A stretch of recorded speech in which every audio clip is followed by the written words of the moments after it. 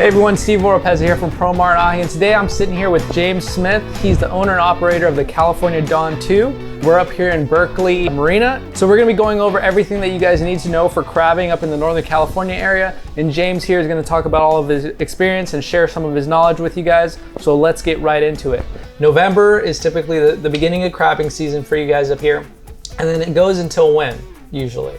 So the season's open up until June on the sport, but we only offer, in fact, all the charter boats up here only offer a crab rock cod combo. And the crabbing opens the first Saturday in November, and then we run all the way to the end of December.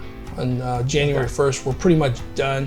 A few guys will do a crab only trip late in the year on the weekends, but for us, it's all about the fishing over here. So we like to do the crab, rock cod, and lingcod on the same trip.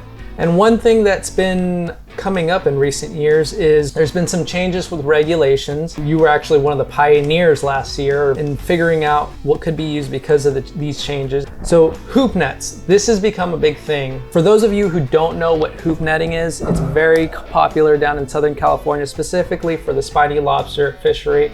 All the sport guys use them. We've been using them for years. They haven't been quite as popular up here for crab. However, things are changing. Can you go into that a little bit?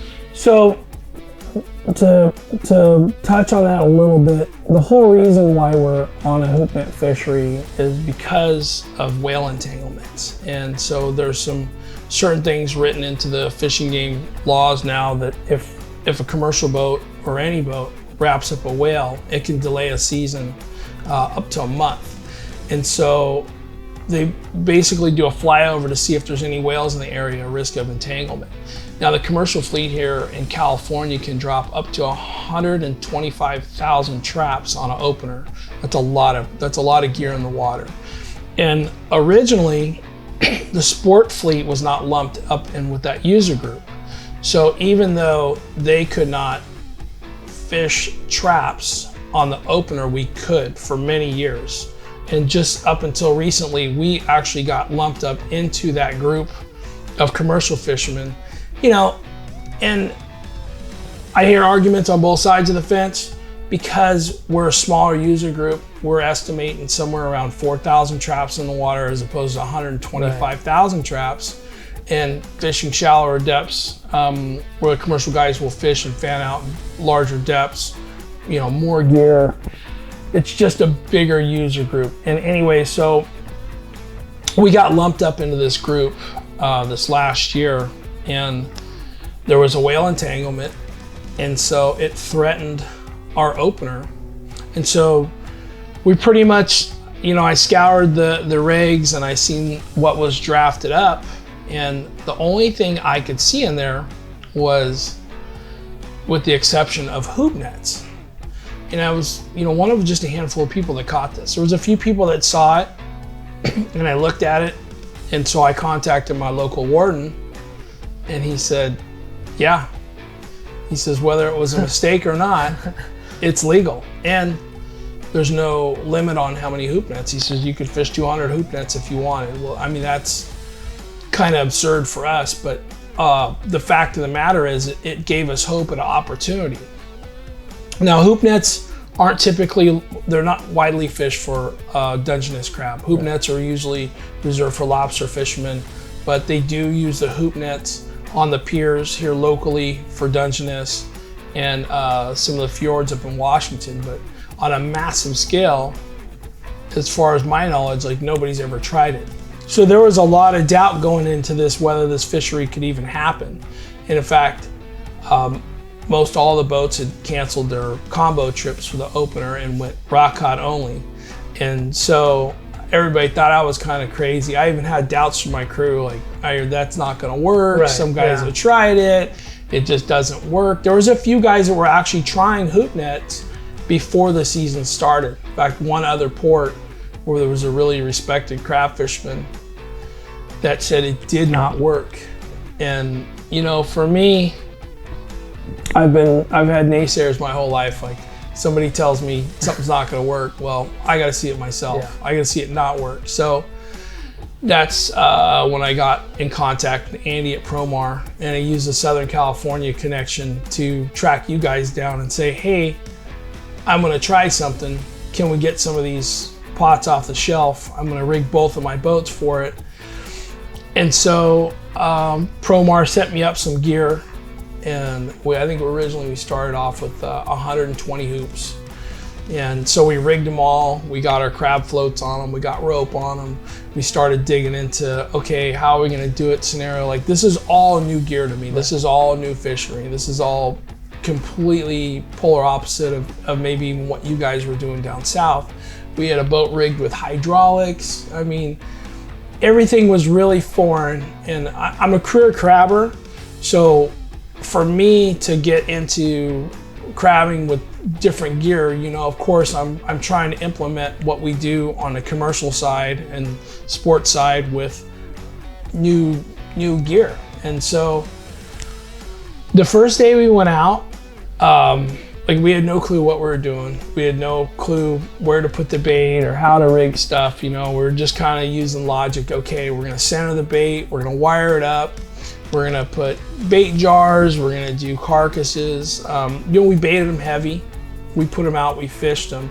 And the first day we got like 6 crab a piece, not knowing what we're doing. And, you know, 6 crab a piece for, I think we had a total of 55 or 60 anglers on the boat. Wow. That's not a bad day. For something that you've never done before, completely new to you guys, had no idea if, you know, how to rig them, if you did them properly or not. But you guys were, I would call that successful first day.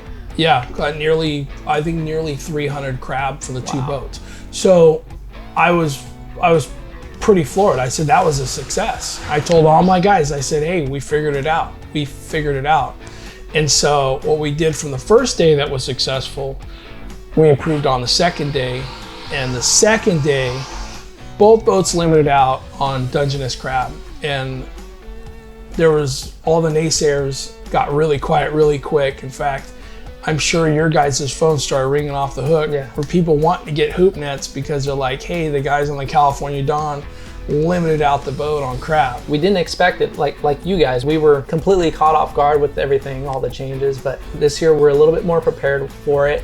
We talked to you about coming up with something that's designed for these waters up here. You guys have a little bit of more currents up here, heavier water conditions than we do down south. So what you guys were using last year was designed for southern waters, whereas now we have something that's a little bit heavier, steeper angles, and I think is better suited for handling the conditions that you guys see here. But going back to sport, commercial, and how this was never done up here, who can actually use hoop nets up here? Because a lot of people don't know, if, you know, guys that have private boats, maybe they're under the idea that, you know, these are more for the sport boat guys, that private boaters can't use them, when in reality these are available to anyone really, as long as you have a fishing license. Yeah, and if you're fishing off a public pier, you don't even need a fishing license to fish with a hoop net or you know, rod and reel. But yeah, we saw the transition from, you know, Dungeness crab and on the trap side, and everybody starting to go to the hoops. Like, you know, this fishery up here is such a robust fishery, especially for the crab, and everybody up here loves crab. I mean, who doesn't like Dungeness, especially going through the holidays? So we went from a lot of people not fishing on the opener because they were so upset they couldn't use their traps. And, you know, the nice thing about traps is they're actually fishing at night when you're not there. But the problem is with whale entanglements, all that stuff is off the table. Right. So plan B, you know, we go to the hoop net style, and everybody was pleasantly surprised that it worked and it was effective. Now it's a lot more work, don't mind you, pulling a hoop net, and, you know, as opposed to something fishing while you're asleep. Right. But it was still effective enough to where we were tout our trips very successful for crab all season long. Now, a couple things. You mentioned this being a tradition. How much of a tradition is it? I know down in Southern California, spiny lobster, it's kind of a tradition amongst all of us that fish down there to have spiny lobster on the Thanksgiving dinner table, Christmas dinner table. How big of a deal is it up here when that time of year rolls around and the crabbing season opens up. What type of traditions do you typically see with the families up here? So as far as, comparison to spiny lobster, like this is our version of spiny lobster up here for you guys. Dungeness crab is pretty much a way of life. Northern California, all the way up, all the coastal communities, all the way up to Oregon, Washington, and beyond. Dungeness crab is the holiday food. It's the holiday tradition on Thanksgiving. A lot of people will supplement their turkey with crab. Christmas time, Super Bowl, we have a huge push here around Chinese New Year. Like everybody loves Dungeness crab. In fact, during the holidays, people flock to Fisherman's Wharf here just to get a chance to get fresh Dungeness crab off the boats. People absolutely lose their mind. And in the summertime, you would never think about eating crab, spring, summer, fall, but come wintertime, that's what we want. Everybody wants their crab, and people flock to the boats here to get them. People flock on their small boats to go out. And we have such a robust fishery here on the crab, all the way here to all the way up to Oregon. There's lots of Dungeness crab, and there's lots of opportunity for people getting on party boats or getting on their own boats up here to catch it. I know down south, first day of lobster season opener, it is chaos. There's just a ton of private boaters out there. Is it similar up here, or is it pretty, like you said, it's pretty robust, there's plenty of area to fish up here. Does it get chaotic? Well, as far as like the docks here, it's a madhouse on the opener. There's just tons of boats, tons of traffic. You go to ports like Half Moon Bay, so many boats, and people would be laying gear on top of each other. But the nice thing about the Dungeness crab is there's just so much area. You could go out and not see a trap for miles on an opener and set and have a successful haul. So there's a lot of boats fishing, but it's such a massive area that not everybody's packed in on each other. San Francisco is such a good place for fishing Dungeness crab because you could actually go out about 30 miles and still be inside of 230 feet of water, which is manageable. So typically, we would set our gear anywhere in that range from outside of 100 to inside of 250 feet of water. And that opens up, there's a lot of area up here. So, finding ground that will produce crab isn't a big issue. Going back to the whole change last year and you being one of the early guys to jump on this, what was it like? What did you hear from some of the other captains? You mentioned your crew was kind of skeptical when you told them, hey, we're going to try these hoop nets. What type of reaction did you see from some of your peers here at the docks? Well, everything kind of started to, come together. We were getting pots ready about 4 days before the opener.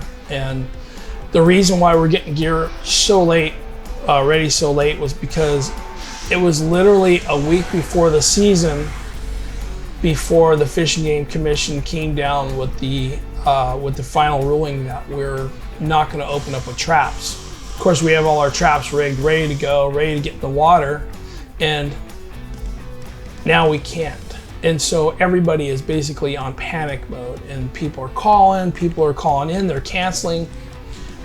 People are calling left and right, all the ports, everybody's getting hit with this massive amount of cancellations. And some of the boats even said no cancellation policies on the trip. There were some upset passengers. And then, looking through the regs, I'm scouring, I'm kind of trying to brainstorm, like, what are we gonna do? What are we gonna do? And then I see this tiny loophole where hoop nets are allowed. And so I get on the phone, I'm calling around, and I got hooked up with Andy at Promar, and he's like, yeah, I got hoop nets. I said, get them up here. I said, I need them up here like today. And so we get a rush order together on these traps, and we're down here, and there's, I got 5 crew members, and we're all splicing lines. And of course, there's a big crowd of people that show up. There's a lot of curiosity. I was like, what are you guys up to? And basically, I said, hey, I'm not giving up the ship. In fact, there was even a local television station that came down just to see what is going on in Berkeley. What are you guys doing about this? And I said, hey, I'm going fishing. Will it work? I don't know. But we're gonna try. We're not gonna give up. I have all these people counting on me for their holiday dinners. And so So there was quite a bit of buzz about what we were doing, and most of the fleet was pretty much of the mindset like, it's not going to work. Nobody's done it in a large, setting. That's what people fish off the piers. And I said, well, I'm going to kind of go at it with that mindset like, hey, this is going to work. This is going to catch. And lo and behold, it really, really worked. And it worked beyond my expectations.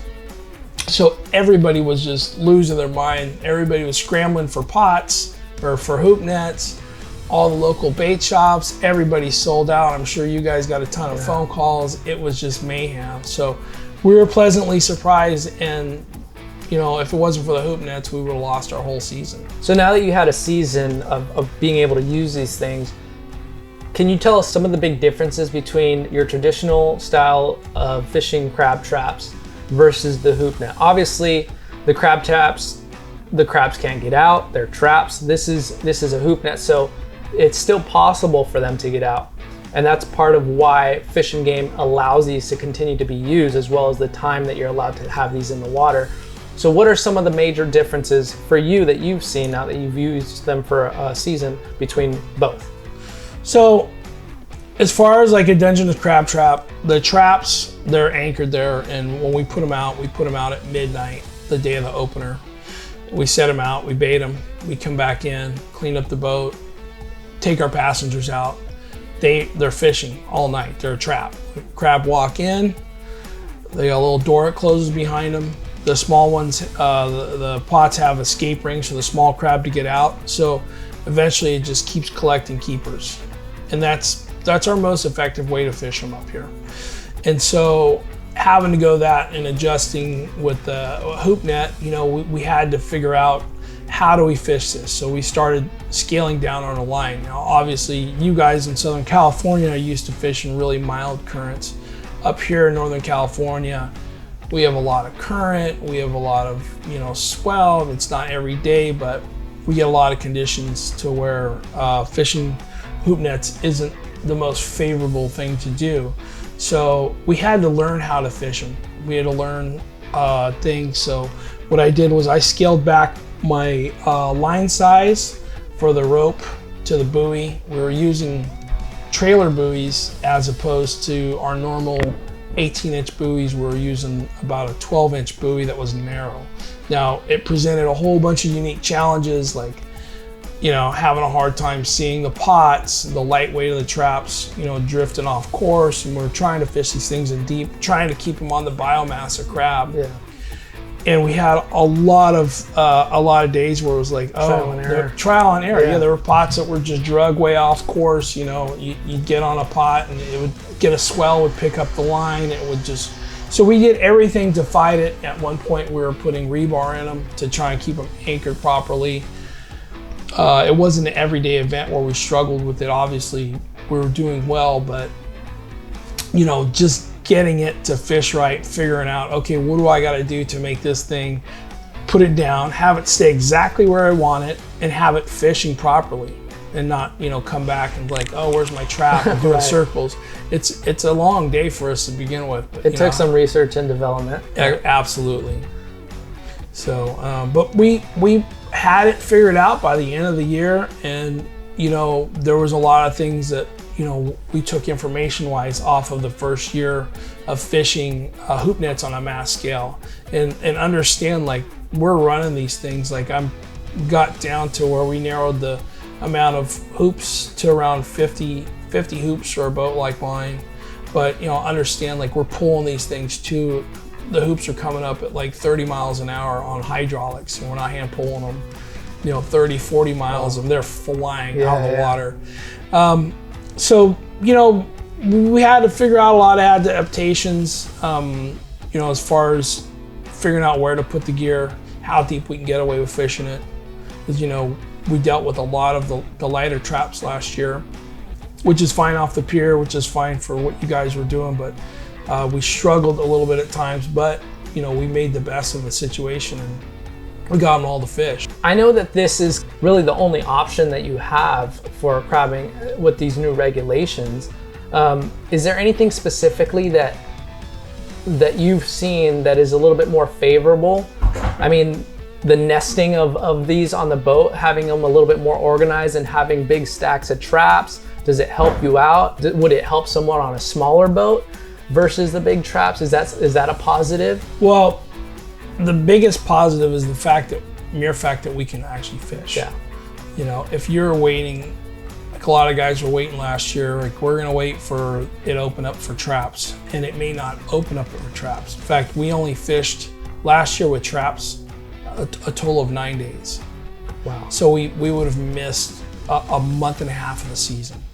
So that's one of the biggest positives. You could actually go fishing. I mean, what's the downside of not using a Dungeness trap is not going fishing. Right, it's not being able to fish. So getting into these particular hoop nets, you know, it was nice. Like we figured out like we could take a boatload of passengers out and a boatload of hoop nets, where if I had a boatload of crab traps, typically when we set on an opening day, that we would have to do 2 trips because the traps are heavy. You know, they're over 100 pounds when they're full of rope and buoys. So we've actually had to go out, drop our gear, come back in, pick up our passengers. With the hoop nets, we could stack them up, you know, 5 high, strap them to the tank, and go away with our passengers every day and set them with a full boatload of people. So it makes things a little bit easier also, as far as being able, like you said, take the people out and have the traps on the boat at the same time. Yeah, you could do that. I mean, we have to do that every day because they have to come out of the water or be checked every 2 hours. So this is a continual process of bringing them up, checking them, sending them back, and at the end of the day, you pick up all your hoop nets, bring them in with your passengers every day. All the gear's got to leave the water per the regulations. So Promar actually offers 4 different styles of these now. The first one is our Ambush 32-inch, which is our suggested one for guys that are fishing on smaller boats, kayaks, stuff like that, but they only weigh about 5.5 pounds. Then we have the XL, which is a 36, and that weighs about 6 pounds. And then we have an XLH, which is what you guys were using last year, which is 14 pounds. And this year we've come out with the XL HD, which is this guy here. It's got the steeper angles, it's 23 pounds, so it's a lot heavier than what we've had before. And this is probably what, I mean, based on the feedback that we gathered from you amongst other people up in this area, this is what guys will need up here to fish the crab. What do you usually, how would you rig these? For the guys that don't know or who are interested in doing this for the first time this season, what do you recommend as far as rigging the Ambush XL HD? What type of rope, how much line, the floats, what do you recommend? So the way we rig ours on the charter boats is we kind of figure out how deep a water, and I think that's really important if you're on your own private boat. How deep a water? Do you have hydraulics? Are you pulling them by hand? That's the biggest factor for me, because how hard do you want to work to go catch those crab? Exactly. My ropes are all rigged usually with about 240 feet of line, and that covers a big broad base from inside of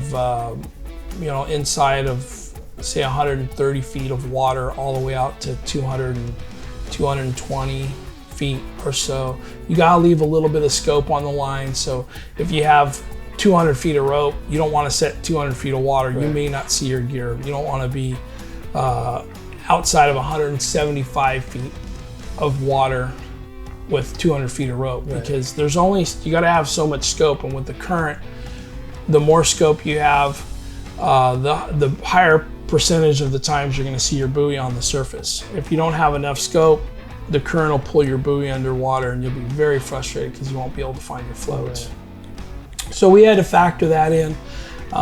As far as, you know, the heavier, you guys coming out with this line of heavier traps or hoops, they're gonna do a lot better for us, because then we could rig them with a bigger buoy, which is easier to spot, and then you don't have to worry about coming back and finding your pot has drug, you know, 100, 200, 300 feet away from where you originally set it. Now that could be very confusing, especially if you're on a big ocean or there's swell or there's wind. You want to come right back to your GPS mark where that pot set. So if I'm rigging a pot and I'm at home, first of all, there's a lot of courtesy with rope and you don't want to set 300 feet of rope and 50 feet of water, because you're going to have this big maze of rope floating on the surface, and that's dangerous for boats coming by. They can get a rope caught in the propeller, or even worse, you can get one caught in your own propeller searching for your buoys. So when I rig up my pots, or my hoops, we like to put line weights in every 50 feet or so, and that keeps the floating line anchored. Or you could use a lead core rope, which will always sink from your buoy down. So what I like to do is basically just tie a knot right here, tie it right up to your float. Now there's no regulations on floats for hoop net fishing, so you could use 1 or 2 floats. But it's good to have a good color and your boat name on the hoop, so it doesn't get confused. Obviously, when you buy a buoy, you don't want everybody to use the same color of a yellow buoy. You want to paint it. You want to put your numbers. Make it unique. Something to identify. Yeah. So you're out in the water and you're like, okay, those are mine with the candy stripe, or those are mine with my boat name on it. So you always want to mark and identify your hoops. That way you don't find somebody pulling up your hoops, or nobody's making the mistake pulling up on it accidentally. Right. And that happens. You're going to see a buoys out there. You got to be a little different. Right. But it's good to fish, this local area here. I like to say you guys put on like 250 feet of rope. That'll give you access to a lot of areas outside of 100 feet of water, and that'll keep your gear buoyant during days where there's swell. We like the 5/16 size rope, and it's specifically made for crab fishing or lobster style hoop netting. And make sure you don't get too big of a buoy on. The heavier pots are definitely gonna be an advantage in deeper water. When you're in the shallower water, you can get away with the light pots, but I wouldn't recommend getting a 5-pound hoop net and go out in 250 feet of water, because it may not be there when you get back. Right. So for the lighter hoop nets, would you say that they would be okay for fishing inside the bay? Do you get much currents inside the bay? How heavy would you need to go inside the bay, do you think? Well, on a legal standpoint, you could fish the hoop nets off the pier inside the bay. You cannot fish them inside the bay here. On the boat. On the boat. But just outside the gate, yeah, you can get away with the light stuff. Along the beaches, we don't have a ton of current, so you can get away with that stuff there. I know there's a lot of kayak fishermen that launch out of like Half Moon Bay and Stinson Beach area and stuff. You guys can get out in like 50 feet of water in relatively calm weather with the lighter hoops and get away with fishing that pretty effectively. So you mentioned weather, tides, currents, things like that. What does everybody need to think about before they go out on a trip of hooping? Well, the main thing is you're definitely going to want to look at the weather. This is a wintertime fishery here, and you don't want to get caught out in bad weather. Obviously, we get storms this time of year. It's Northern California. We get weather here. And we get our calm days too, but we have a lot of weather. So be very conscientious of your weather report. There's tons of great apps there that can give you the weather forecast in seconds. The other thing is make sure when you're bringing out your hoops that you have ample amounts of bait with you. That's a big factor. Part of our success last year is just having the ability of taking our rock hog carcasses, baiting up the hoops, baiting them up heavy, so you have a good spread, a lot of scent out there, and then the crabs will come. But those are the two main things, and then find your areas. I wouldn't recommend fishing in shallow when there's a big groundswell, because the crabs tend to walk away from shallower areas when there's a lot of push. And when you got an above the water storm, you have a below the water storm when the seas are uneasy. So I always tell people, get them out a little deeper when the weather's a little tough, or you've had periods where there's lots of groundswell. When it's flat, those crabs will sometimes walk into the beach in those shallows, and the guys can do really good in shallow water. What is some of the best bait that you've seen or you've had experience with? Fishing this much gear, we pretty much fish with anything we can get a bunch of.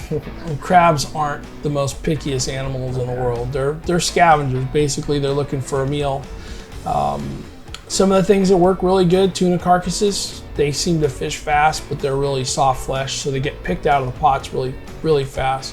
The rock cod carcasses work well. They're a little bit tougher, and you can wire them into the center of the hoop, and they seem to do probably the best out of anything. You could also use squid, and you put it in a jar, because the squid's another soft thing that puts out a lot of scent. It gets picked apart real easy. But just about anything will work for them. They're a scavenger. So just as long as you got enough of that in a pot, because the pots can get really inundated with short crab. And this early in the year, there's lots of crab. Yeah. So if you don't have enough bait in your hoop, you'll get picked clean, and the crabs, you know, the design with the hoop is the crab can walk out. So basically, when there's nothing in there for him to forage for, he's gone. If I were to go out on my private boat and I wanted to go out crabbing, would it be a good idea to bring enough bait so that I could cycle through? Like if I do a 2-hour set, you know, have a set of bait for that first 2 hours, then I pull my hoops up, take the crab out. If I don't hit my limit yet, I put them back in, put fresh bait in there to do that. Would it be a good idea to bring enough bait so that you can cycle through your bait a few times? Well, there's a lot of variables there. The first variable is how good is the fishing area you're in, and how many small crab are in the area. If you're inundated with small crab, bait can get picked apart, and if you put the same bait down on the second set, typically it's not going to fish as good as fresh bait. Right. So what I always say to people is, like, if you're going out and you're going hoop netting, make sure you have ample amounts of bait. And I don't think you could bait these hoops too heavy.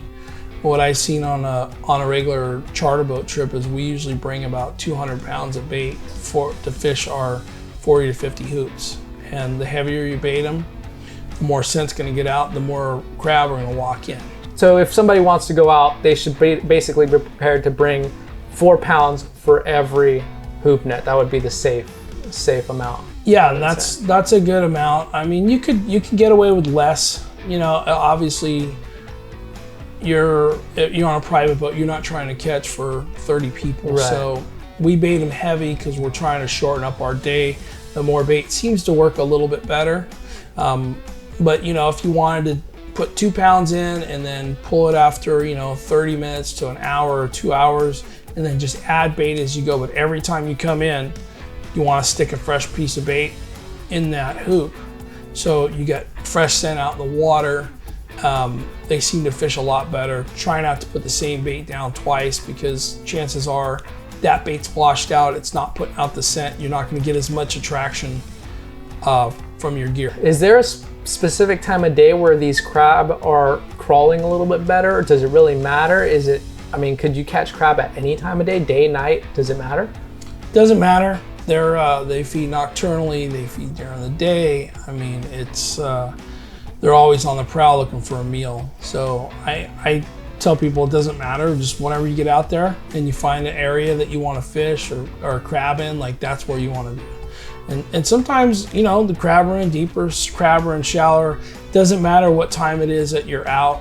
But, you know, unless you're set up with big lights, you're obviously not going to want to crab during the nighttime. But set your gear up, you know, during the day. They seem to bite good.